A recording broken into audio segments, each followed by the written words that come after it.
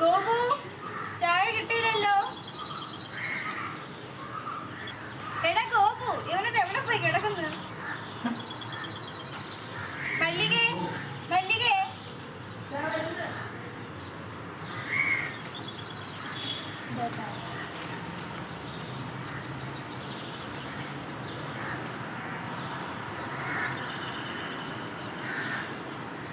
അല്ല മല്ലികേ, ഗോപു എവിടെ പോയി? നാളെ അബിയുടെ ബർത്ത്ഡേ അല്ലേ, കേക്ക് സാധനം വാങ്ങിക്കാൻ മാർക്കറ്റിൽ പോയി. അയ്യോ, എന്റെ മുട്ടുവേദനയ്ക്കുള്ള എണ്ണയും കൊഴുപ്പ് തീർത്തിരിക്കായിരുന്നല്ലോ. അമ്മേ, എണ്ണയും കൊഴുമ്പോ കേൾക്കൊണ്ടിരുന്നാൽ മതിയോ? ഇടയ്ക്കിടയ്ക്ക് പുറത്തേക്കിറങ്ങി നടക്കുകൂടി വേണ്ടേ? ഇനി ഞാൻ പറഞ്ഞില്ലാന്ന് വേണ്ട കേട്ടോ. നാളെ ഡോക്ടർ വേണു വരും. അമ്മയ്ക്ക് എന്താ അസ്വസ്ഥത എന്നല്ല അവൾക്ക് പറ, അവൻ നോക്കട്ടെ. അയ്യോ, അത് വേണോ മോളെ? വേണം വേണം, പ്രായമായി വരെയല്ലേ.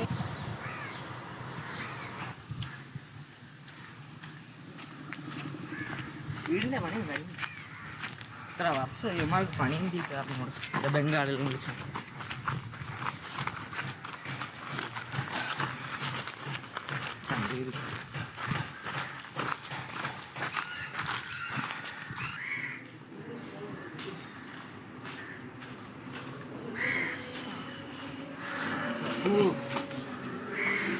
ഭയങ്കര തിരക്ക്. എന്തൊരു ചൂട്.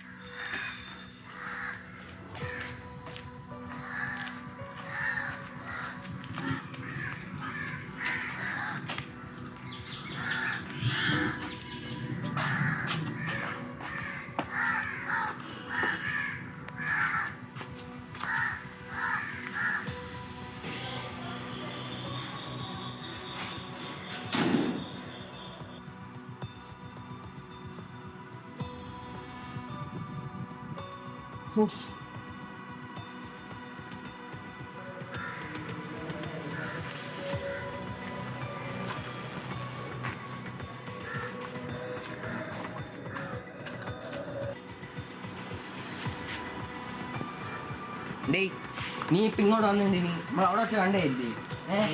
എൻ്റെ അടുത്ത് കുറച്ചും കൂടി നിന്റെ അടുത്ത് നീ ഇപ്പൊ വരെ ഇവിടെ എന്നിട്ട് വരാ. എൻ്റെ അടുത്ത് കുറച്ചും കൂടി നിന്റെ അടുത്ത് തോന്നും. അതാ ഇനിയിപ്പോ കയറി പോയി. ശരി ശരി പോണേ. ശരി.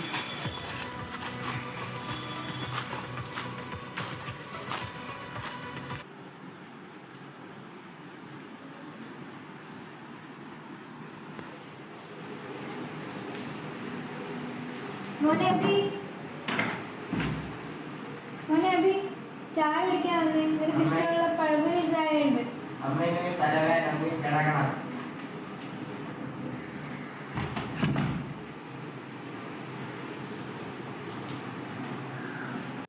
ഈ ഇടെ അബിക്ക് എന്താ പറ്റിയത്?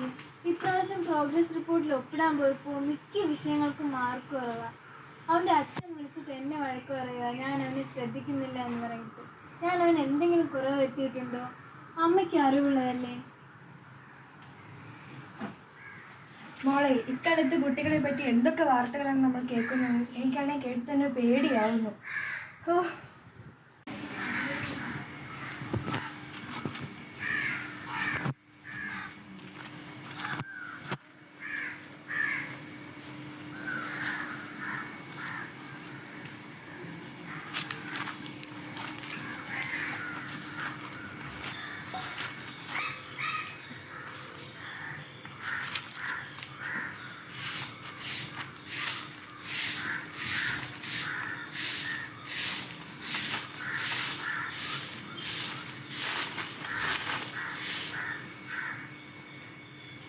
വീണ ചേച്ചി, വീണ ചേച്ചി,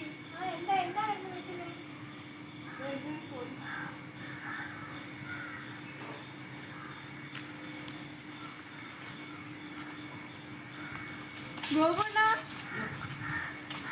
ചേച്ചി ചേച്ചി ചേച്ചി വേണേ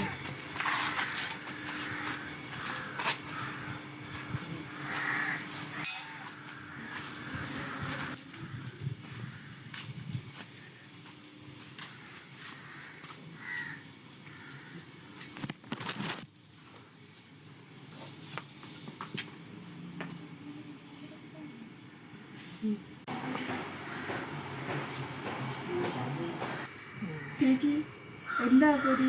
നിനക്ക് അടുക്കളയിൽ വേറെ പണിയൊന്നുമില്ലേ? പോയേ. ശരി ചേച്ചി, ചായ എടുക്കട്ടെ? ഇപ്പൊ വേണ്ട.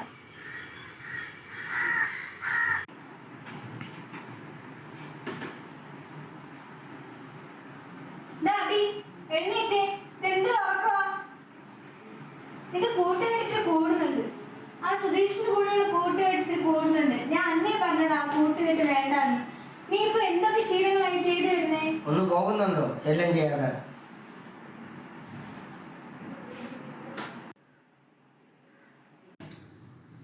എന്താ എവിടെയാലും ചത്തോ? നിന്റെ ചില ശീലങ്ങൾ എന്നെ വല്ലാണ്ട് ഭയപ്പെടുത്തും. എന്ത് ശീലം? ഇത് എവിടുന്ന് കിട്ടി? മുത്തത്ത്, നിന്റെ അച്ഛൻ വിദേശത്തിലൊന്നും കഷ്ടപ്പെടുന്നത് നിനക്ക് വേണ്ടിയല്ലേ? നീ എന്താ മനസ്സിലാക്കാത്തെ? അയാൾക്ക് തിരിച്ചു കൊടുക്കുന്ന പ്രതിഫലം ഇതാണ്.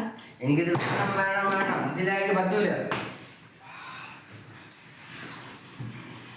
ഗോപു, ഇങ്ങ് വന്നേ. അബി അബി അയ്യോ.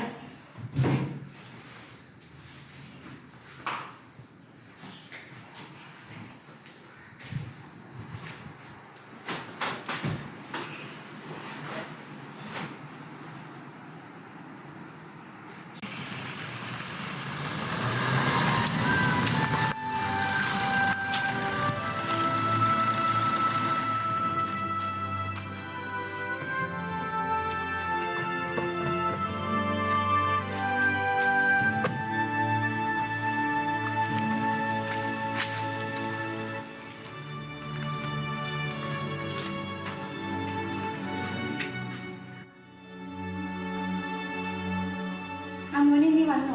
വരൂ കേട്ടോ. എന്ത് പറ്റി? കാര്യം പറ.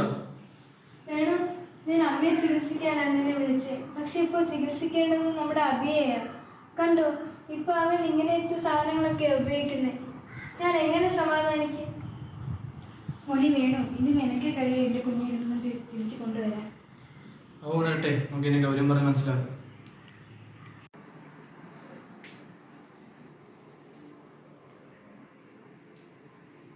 മോനെ അബി, ഇപ്പൊ എങ്ങനെയുണ്ട്? ക്ഷീണം മാറിയോ? മോനെ അബി, നീ കുഞ്ഞാ, നമുക്ക് ഒന്നും അറിഞ്ഞൂടാ. മോനെ, ഈ മാരകമായ വിഷം നിന്റെ ശരീരത്തിൽ പ്രവേശിക്കുമ്പോൾ കരൾ, ഹൃദയം, തലച്ചോർ, വൃക്ക മുതലായ ആന്തരിക നശിക്കാൻ തുടങ്ങും. കൂടാതെ നിനക്ക് ഡിപ്രഷൻ ഉണ്ടാകും. പതുക്കെ പതുക്കെ മാനസിക വിഭ്രാന്തി ഉണ്ടാകും. ബുദ്ധി, ഓർമ്മ എന്നിവയുടെ കേന്ദ്രമായ തലച്ചോറിൻ്റെ പ്രവർത്തനം സ്തംഭിക്കും. ഈ ചുറ്റുപാടുള്ള മാറ്റത്തെ തലച്ചോറിലെത്തിക്കുന്നതാണ് ഇന്ദ്രിയങ്ങൾ. ഈ ഇന്ദ്രിയങ്ങളുടെ പ്രധാനക്ഷമത കുറയും. മോൻ്റെ അച്ഛൻ ഒരു മദ്യപനാണോ? പുകവലിക്കാരനാണോ? അല്ലല്ലോ. ആ അച്ഛൻ്റെ മകനായ നീ ഇത്തരത്തിലുള്ള കാര്യം ചെയ്യുന്നത് നല്ലതാണോ? മോൻ ശരിക്കും ഒന്ന് ആലോചിച്ചിട്ട് പറ.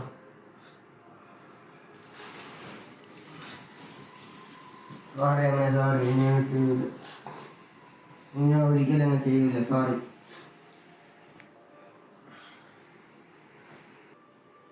നന്ദിയുണ്ട് വേണു. ഇന്നത്തെ ബർത്ത്ഡേ അല്ലേ? നമുക്ക് ആഘോഷിക്കാം. എല്ലാവരും പറ.